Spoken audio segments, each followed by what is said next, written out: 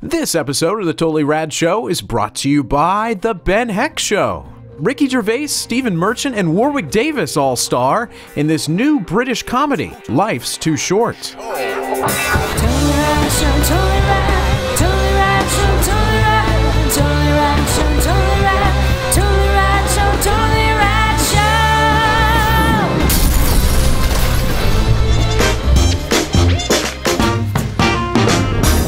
All right, everybody, we are back.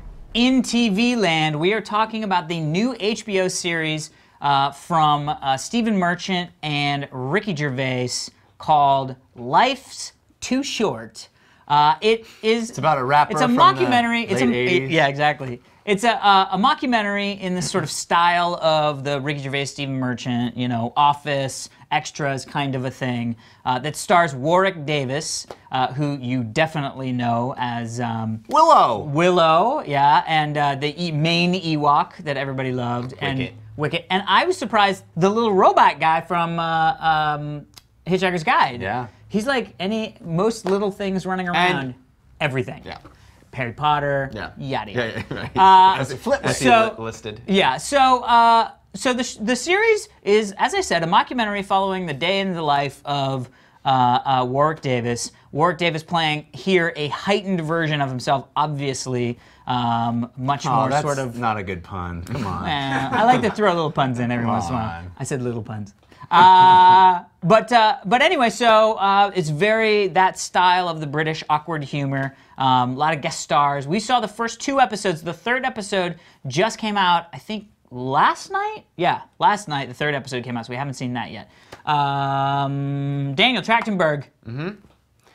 How short is your life? Yeah, too short or I thought Life's Too Short was very amusing. I'm not a little person. I'm not a little person, so I don't really know. He doesn't I really don't connect really feel to equipped to comment on it, honestly. I don't feel right. No. I thought it was very amusing. I didn't laugh out loud too much. In fact, the only parts that I did laugh out loud at were the celebrity guest appearance, which I assume every week there will be one big star that will be a la extras. Yeah. But then extras have more than one. No, usually it was one. It was just the one, so yeah. Usually.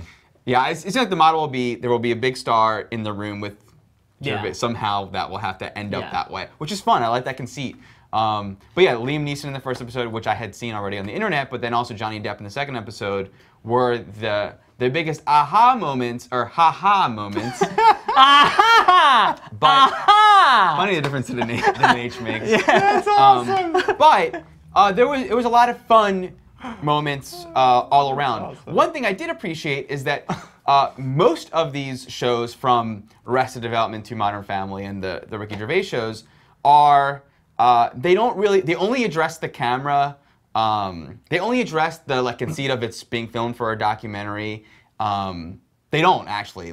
They're either talking to the camera in interview style, but you're never really sure that this is actually a documentary. Or there's little moments where characters will look at a camera. Yeah, when somebody says something really dumb. This show, there's more interaction between him and the camera crew. He's actually talking about why it's being filmed and what, you know, I mean, it's a little new. It's just a little bit more than the other shows, and I enjoyed that, and I hope there's even more of that. It makes it more of a Christopher Guest thing than an Office thing or whatever. The Office, Parks and Rec, that whole style you're talking about, Modern Family. It's abstracted to the point of not being based on anything actual. You don't expect there to ever see this document. There's not camera crew. It's just a conceit to tell the story that way. Yeah. Where this kind of addresses the documentary that's being made. Because he even says, "I'm making a documentary." Yeah, and he's talking about my life. He talks. People walk in and they're like, "What's going on with this?" He's yeah. So I really enjoyed that. Yeah. All right. And I enjoyed the show. It's a little dry for me, as some British shows are, but you know. Yeah.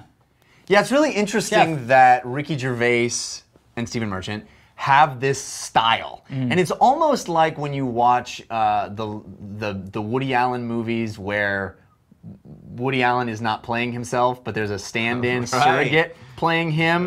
That person sort of is inherently, in order to talk in the rhythms in which it was written, sort of becomes Woody Allen slowly. Yeah. And I think Owen Wilson did a very good job most recently in that, but some people do lesser, good jobs, In the same way, I feel like Warwick Davis, probably by virtue of the fact that he really hangs out with those guys, he is doing that style. He's talking in a way that like I could hear all of that dialogue coming right out of Ricky Gervais's mouth. Yeah. And I enjoy that style. If you don't like the original UK Office, if you don't enjoy extras, if you don't like that sort of, well, that's what it is. I'll let you. And commenting on something as it's happening in a way that how he does, you know, you won't enjoy this because that's self-deprecating too. It's self-deprecating. Right, it's always conscious of how it's the humor comes from trying to present oneself in a way that's different from how one really is.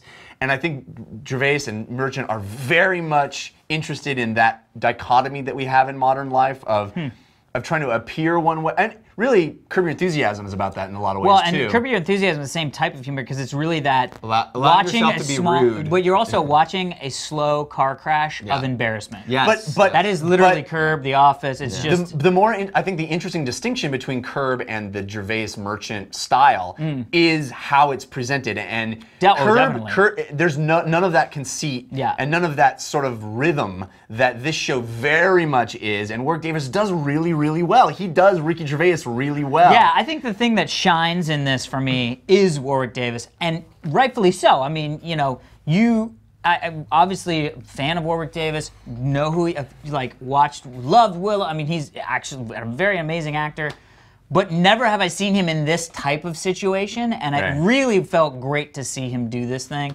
I have to say, the wedding scene in the season, or episode 2, I couldn't not laugh looking at Warwick Davis. Oh, in that little bear in that little outfit. Yeah. I could, it just could.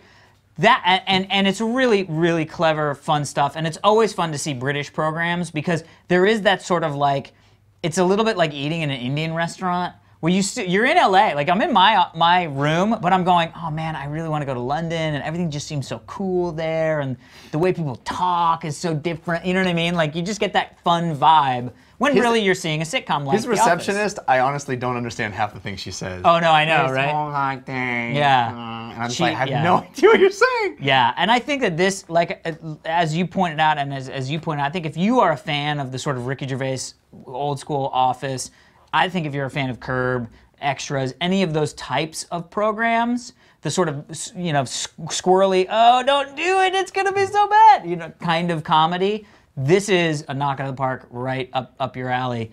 Unfortunately for me, that's the kind of humor I just don't really enjoy that much. I love it. Yeah, and I've like tried to get into Curb, and I just can't because I don't like that squirmish, I can see what's going wrong, and by God, this is so embarrassing. You know, when he gets up and does the little speech at the I'm like, I had to fast forward through some of it because it was just so like, I feel bad for the person. You know what I mean?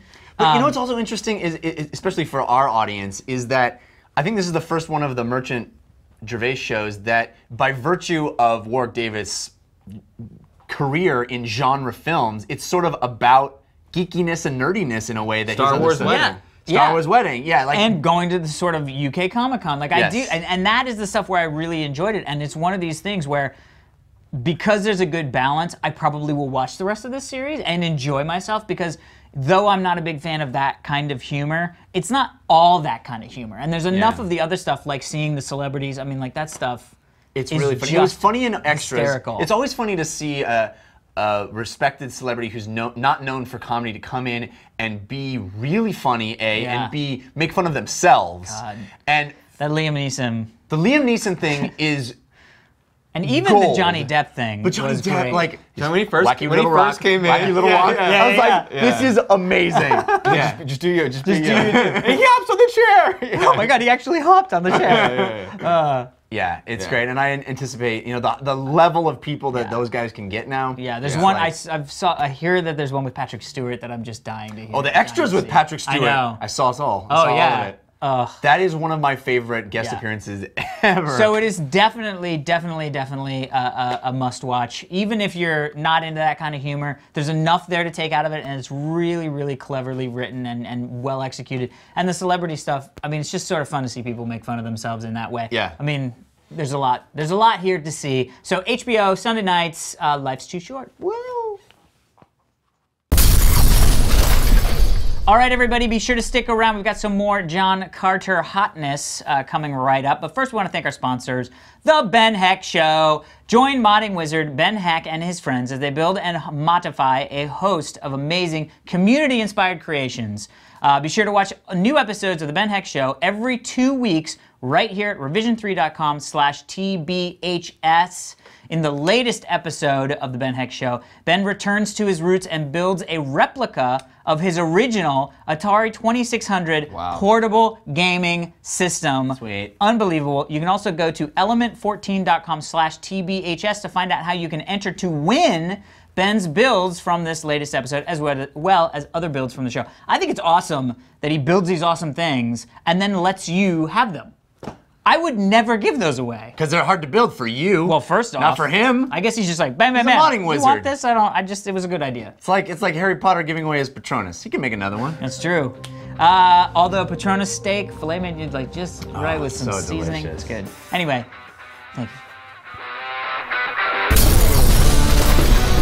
Check us out tomorrow for some hands-on the new PlayStation Vita. I mean, we set the bar. That's what I mean. And then everybody, yeah. Like even people and employees, if you walk through that and you're not totally fucking rad, you're probably going to be shunned. Yeah, oh, totally, Right? totally. That's a pressure to live up to. What if you have a bad day? We never have a bad day because it's the Really? it's the Totally I'm working. Rad I'm Show. going to work for you guys then. Okay. I am. We've got a slot open. We Really? can we Do can I get have to rid of be one of our hosts. Male or janitor or anything? No. Work my way up? No, you can be one of the hosts of the show. No way. Yeah. Wow. Yeah. That's totally rad. And we won't pay you anything. Okay. That sounds That's totally, not totally rad. Tell me briefly about your character, John Carter. John Carter's a guy who basically went to war for to protect his family, and in doing the right thing loses them. So he carries a guilt and becomes a recluse and goes and basically mines for gold in these caves. And through nothing but chance and these extraordinary circumstances, he's put in and gets transported to Mars. And what happens on Mars is he basically finds another purpose that he lost on Earth, in falling in love with Deja, to meeting some incredible friends as well along the way. Andrew Stanton, big Pixar guy, first live action movie. Yeah. You obviously are probably a big fan of Pixar movies. Huge. Everybody is. Yeah. Was that intimidating, rad. or it's totally rad? They're exactly. totally rad. Exactly. See, you're getting it. You can be a host. Yes. Yes. Was that intimidating to work with Andrew Stanton, or? I love the challenge, and when you meet him, there's no ego. So I think he's just very inviting, and the passion is very infectious. And I think it says a lot that we just finished working with each other the past 2 years, and we can't wait to reunite. Hopefully I bring another energy as well to it in the role that he will draw energy from too. So I think it really did work out that way. Also, Willem Dafoe. Who? Working with Willem Dafoe. No. Yeah, never heard of him. Okay, No. next question. Yeah, please. That was weird. Yeah, I think he was an extra in the movie. What was he it like was. working with that extra who was on stilts all the time? Oh, whoa. It was all right. I mean, he's done, I think, a couple other extra gigs. Yeah. Which is okay. I think hear he's a okay. featured extra, at least. I think he Really? has a SAG card. Yeah. Good on him. He's working his way up, is he? No, I mean, he speaks for himself. And there was truly moments where I was like, okay, that's why he's Willem Dafoe. That's why he's had the career he's had. He's truly just a professional. And our set was amazing, man. We're like this small family. And that's very rare for any movie, especially one this big, Stress seems to go a bit higher when the weight's a bit heavier on you. But he's an amazing guy. And again, it goes to hopefully reuniting with Tars Tarkas. Well, if I was to say clear eyes, full hearts, you would say? Totally rad. Exactly. Yeah. Thank you very Cool, much. man. Appreciate it. Yeah.